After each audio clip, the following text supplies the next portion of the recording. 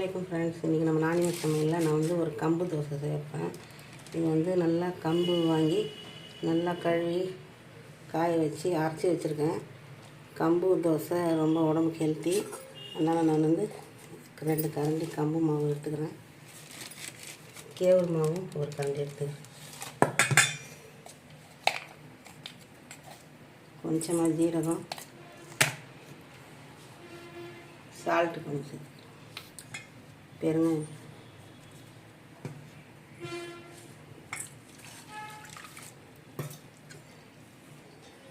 இந்த மாதிரி நல்லா தோசைக்கு தேவையான அளவு தண்ணி ஊற்றி நல்லா கரைச்சிட்டேன்.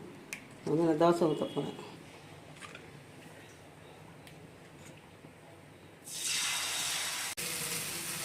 இன்ஷால்லா நீங்கள் முதல் முறையாக பார்க்குறவங்க வந்தால் சப்ஸ்கிரைப் பண்ணிக்கோங்க.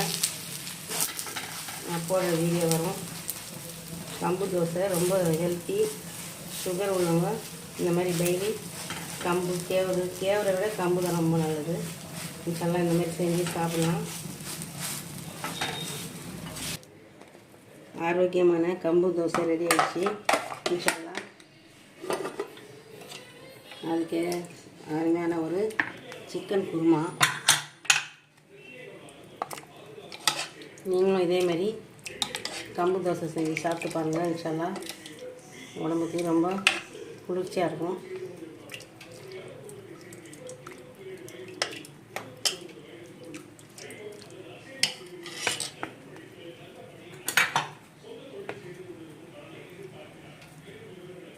இந்த வீடியோ பிடிச்சிருந்தா ஒரு லைக் பண்ணுங்கள், ஷேர் பண்ணுங்கள், கமெண்ட் பண்ணுங்கள், மறக்காமல் சப்ஸ்கிரைப் பண்ணுங்கள். அஸ்ஸலாமு அலைக்கும்.